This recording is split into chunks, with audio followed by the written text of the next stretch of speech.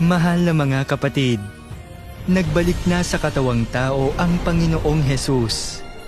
Tunay ngang pinagpala tayo na marinig ang tinig ng Diyos at makadalo sa piging ng kasalan ng Kordero.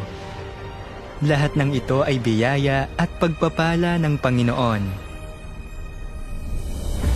Gayunpaman, ang ilan ay nag-aalala sa paglitaw ng mga huwad na Kristo sa mga huling araw.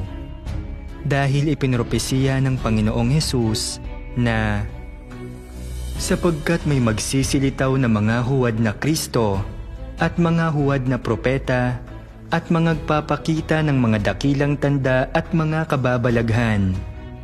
Ano pat ililigaw kung maaari, pati na ang mga hirang. Pero kung tatanggihan natin ang lahat ng balita tungkol sa pagbabalik ng Panginoon, dahil lang takot tayo sa paglitaw ng mga huwad na Kristo, hindi ba't mapapalampas natin ang pagkakataon na salubungin ang tunay na Kristo?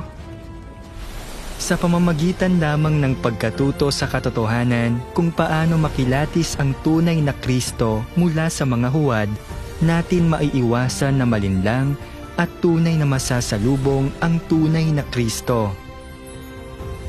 Kung gayon, paano natin makikilala ang pagkakaiba ng tunay na Kristo sa mga huwad na Kristo? Anong gawain ang ipinarito ng tunay na Kristo para gawin? At paano nililihis ng mga huwad na Kristo ang mga tao? Paano natin matitiyak na ang makapangyarihang Diyos ay ang siyang nagbalik na Panginoong Hesus?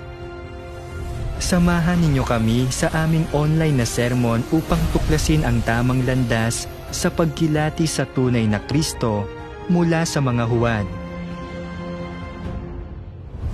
Ang aming libreng pag-aaral ng Biblia ay isinasagawa online araw-araw. Tuwing 2 p.m. at 7:30 p.m. Philippine Time, available sa lahat ng online platform, kabilang ang Facebook Messenger, YouTube at iba pa. O tumawag sa amin sa 0910-703-2766 para malaman ang karagdagang mga detalye.